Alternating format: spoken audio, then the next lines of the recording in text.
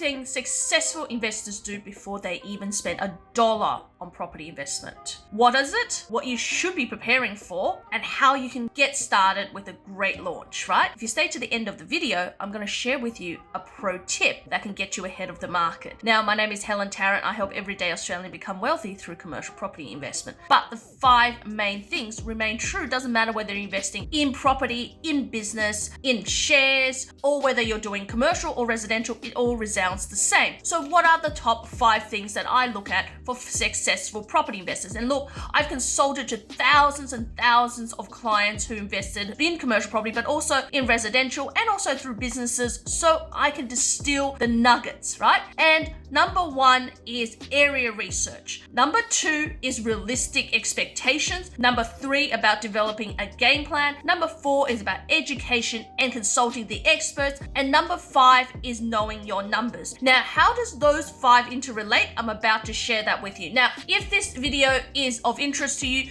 please hit subscribe and the bell, and also refer someone else to this channel. Now, area research, number 1. Why is that so important? Now, a lot of people think, okay, I want to look at the demographics, I want to look at what's happening in this area, and if it's positive, it's great. No, that is actually the wrong way to do area research. What is the right way to do area research? There's always going to be something positive about a area. Whether you're buying in Broken Hill, you're buying in Rockhampton, you're buying in Townsville, or you're buying in the seaside town of Mornington. So you always find something positive about the town, whether it's the latest government projects, whether the demographic has boomed, whether now we're going to have, another 1,000 house and land packages, right? That's being built, right? Or new hospitals. There's always an initiative because every suburb, every town around Australia is moving forward. So you can't just isolate the positivity of that area. So that is where people get overworked about a single area, and they think it's a great investment, and it ends up being a flop a few years later. So what you need to do is essentially look at 3 to 5 areas and do your area research and compare. Now, these areas, if you're thinking of investing interstate, you might be going, I'm going to pick a similar area in Sydney, in Melbourne, in Brisbane, South Australia, even Tassie, even WA, and compare it, right? I'm not going to just isolate into this one suburb and work out that suburb is the best. But if you want to stay in Victoria, then you might want to pick 3 or 5 suburbs, some of them in Victoria itself, some of them in Victoria Fringe, and compare it, right? You've got to compare to make a decision. If you don't compare it, you never know whether that suburb is going to outperform any other suburb. So you've got to do your area research. And I'm not talking about, when we're looking at commercial space, we're not talking about just hospitals, just the residential being built. What we're talking about is comparables. What is the last sales that's been done on the property, right? What was the last sale on, not this property, but the ones around it? What is the comparison rate per square meter in rentals? What is other classes that versus, so for example, apartments versus townhouses versus house on land versus acreages? We would compare warehouses with office spaces with retail to mixed tenancies to work out which class in that suburb actually achieves the best returns, because it's all about return on investment, right? So when you do area research, don't just isolate into one area. Goes great, XYZ is happening to it, I should invest there. No, you got to have comparisons, and that's really thorough research, and that takes a long time, right? And it's consistent effort, right? And the experts, the way they know it off the top of their head is they do it every single day. They're looking across the whole of Australia. For example, Unikorn commercial property, we transact across the whole of Australia. So any one time, any town in Australia, I can tell you what the current yield is, what is good to buy there, what to avoid there, and what is an acceptable return in that area, right? And that is what area research is all about at the fingertips, right? So that comes to number 2, realistic returns, right? Now, everybody wants a 7% return in Sydney. Everybody says, oh, love to have a 7% return in Sydney, but is that realistic, right? Getting a 7% return in metro, and I'm talking about net return in commercial. In residential, most people try to get 10%, but that's a gross return. Now, is it realistic? If it's not realistic, don't search for it, because what's going to happen is you're going to look for something that doesn't exist, and you're going to end up being disappointed. And then you're going to pick the wrong property that gives you the returns, but obviously has its risks and downfalls, right? So for example, you might get a property that's yielding 7%, right? Yielding 7%, and then it goes, oh, well, it also has higher rents, right? It also may be in a not as good location, might have bad access. All of these reasons is yielding 7% while the rest of the market is doing 6%, right?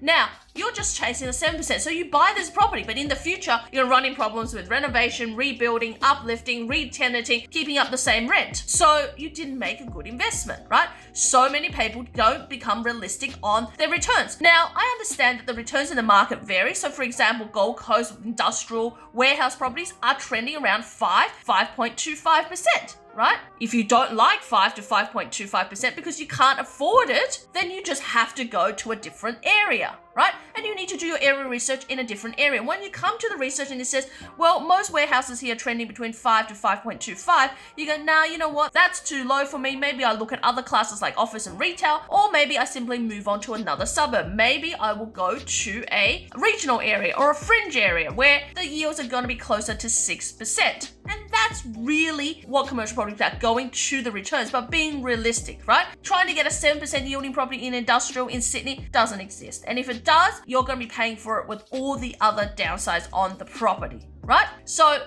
this is a one big thing, because I deal with customers all the time who has very unrealistic returns, hoping they'll get this where the market is here, right? And the thing is, the time you lose between having the unrealistic expectations to where the market is. Maybe some people take 3 months, some people take 2 years, and they still haven't found it. And what happens there? You've lost out on capital growth, you've lost out on cash flow, and you've lost out on opportunity cost of using your money and really growing your money. So fundamentally, realistic expectations and being realistic that you want to be in that area, you're paying that price. You might get a little bit better above market, so 5.25, you might get 5.5, then you're happy with, right? Not trying to get 6.5%, right? That is one of the most important things as well.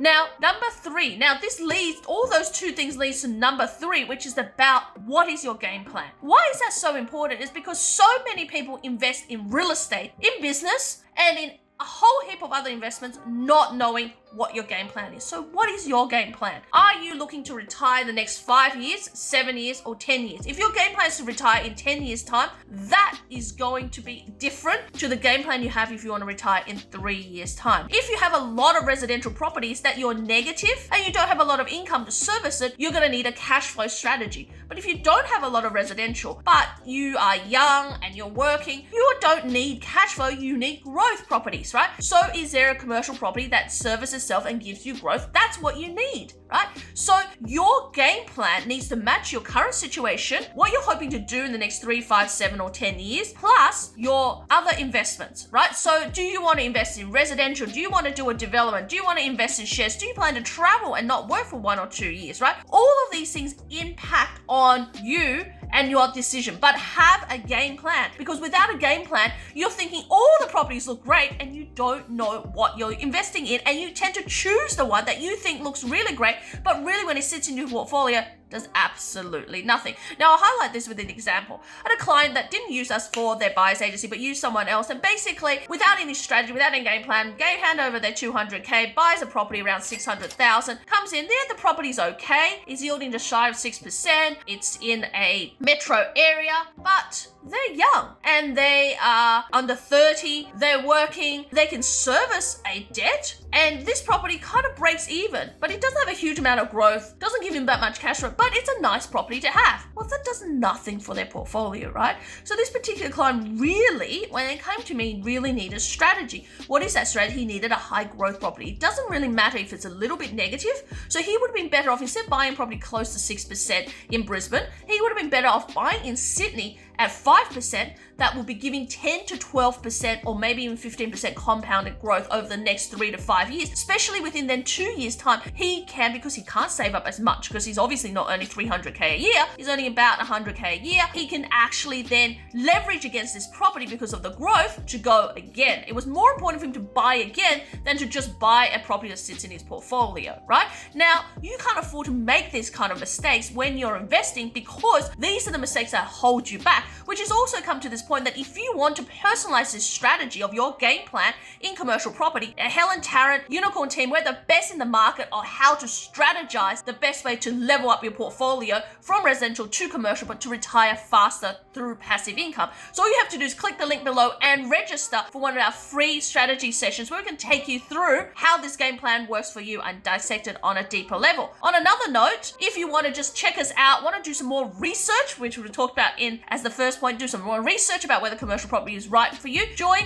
us and experience what it's like to be part of Australia's largest community of commercial property investors. Right? Now, so the game plan is really, really important. So when you come to the game plan, this goes to number 4. Talk to experts and get some education. Now, people are really averse to education. I don't want to do education, but let's think about it. Did you study to be a doctor, a lawyer, an engineer, or even if you had, did you actually have practical training to even do the job at folding shirts at a retail shop or a cafe, right? You absolutely did. And now that training can be 3 to 6 months, or for doctors and dentists especially, it can be 10 years, right? You studied during those times, and yes, you might have fatigue, but also remember when you first invested either in shares in a business or into residential property, did you not go to an auction? Did you look at the area? Did you walk the street? Did you talk to the agent? Did you read some books about how to finance your property, how to structure it, or how it simply works to invest in a property, right? What exactly is equity? What exactly is a return? You learn these things, right?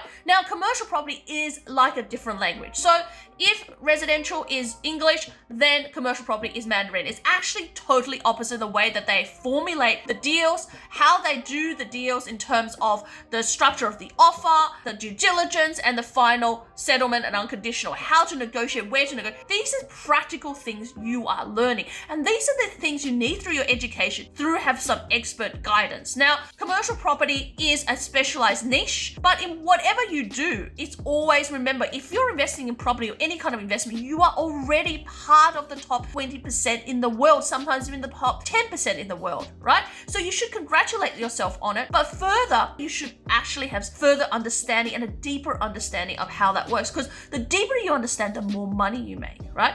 It may seem like you understand it, but if you take a different mindset to a new system, you are going to stuff it up. And an expert can literally save you tens of thousands of dollars with just one tip, or how to restructure, how to rethink things, right? Now, that's really, really important, because if you want to go deep and you want to make money, and you want to make money in the first 3 to 5 months of being in a new investment, that means buying right? And you want to make money in the next 3 to 5 years, that's understanding a subject matter in depth, right? So in order to do those two things, you owe it to yourself to have some education and getting some expert advice, whether that's around tax, around how to structure, around the type of property to invest, or the type of property to actually avoid, right?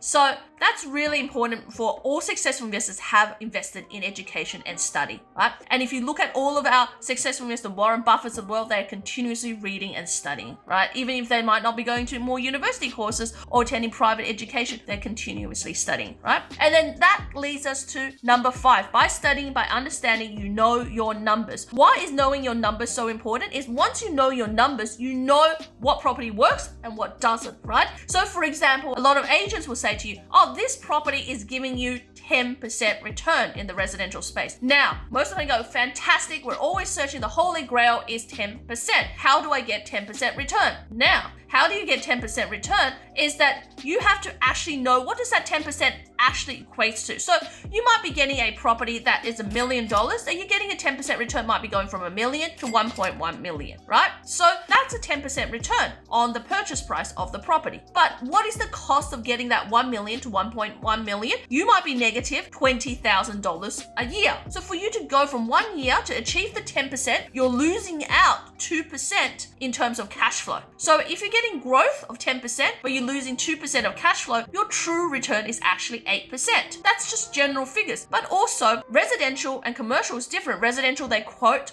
on gross. So 10% is gross. Out of that, you got to take out all of your outgoings, all of your mortgage and everything else, and all of your maintenance. And then you look at the cash flow. Then you look at the possible growth. And because the growth is it's the market growth, you actually isn't guaranteed that if you're going to get to 10%. This year you might get 5, next year you might get 7, the following you might get 12. So you got, your numbers, right? Whereas in commercial, you get it's on net. So that's after all the outgoings are taken out. So all of those miscellaneous costs have gone out, like your strata fees, your insurance, your management fee, land tax, all of those things have gone out, and the money left there is for you to pay the mortgage. So essentially getting an 8% overall, which is return on investment, and an 8% return in commercial can be almost similar, right? Similar but different because you get more cash flow out of commercial than you do residential. So you got to know your numbers. You got to learn a few basic things. How to work out return on investment, so work out cash flow and growth, and what's your overall return on investment. That's the most important. What's a cash on cash return? So the amount of money you put meaning cash, the amount of real cash you get back in your pockets. Often that's negative in residential, but positive in commercial. So you put in a 200K, do you get back $20,000 in positive cash flow? If you do, that's after mortgage, after outgoings, after everything. If you do, then you get a 10% cash on cash return. If you don't, and you get $10,000, you get a 5% cash on cash return, right? So cash on cash return. And then if you're a developer, most people want to look at internal rate of return. So IRR, which is worked out on the overall return of the property on a year-by-year basis, which is a little bit more complicated, and you don't really need to know that just now.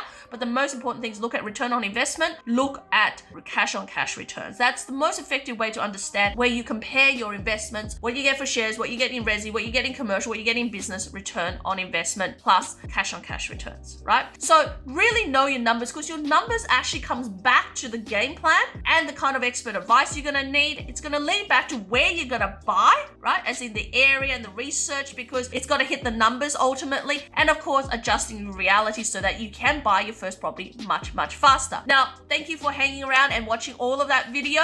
Now, I did promise you a tip. So again, if you're interested in this video, has been great, hit the bell and subscribe. Refer this channel to someone else, but also book in for your free strategy session where we can help you develop that game plan I've been talking about. Last thing before I check out, what is that final tip that's going to help you really accelerate and launch faster? What is that tip? That one tip is you have to be able to make a faster decision. So you can't wait to line up your ducks. Don't wait to line up all your ducks, because by the time you line up your ducks, you've lost the deal. A good deal will only be on the market for 24 to 48 hours if it's a really great deal. And often it doesn't come on the market and becomes an off-market deal. So what does that mean? If you want a property that's yielding 0.5% above market, you've got to know your numbers, be ready to execute and pull the trigger as soon as that property you sees it lines up, make an offer, let's sign the contract and off you go. Obviously, you've got to know the process. So subject to DD, subject to finance, or you've got to squeeze it down to doing it really fast, right? So the more you know your process, the more you understand something, the faster you can execute, and the faster you execute, the faster you can nab a property deal, right? So that's the number one thing to be able to beat the market and fast launch and get a great deal. The number two thing is do not discount properties that's been on the market for 12 months, 18 months, fell over on contract multiple times, because it is actually those properties that the vendors are really frustrated, and you could actually get a great deal by negotiating that deal, right?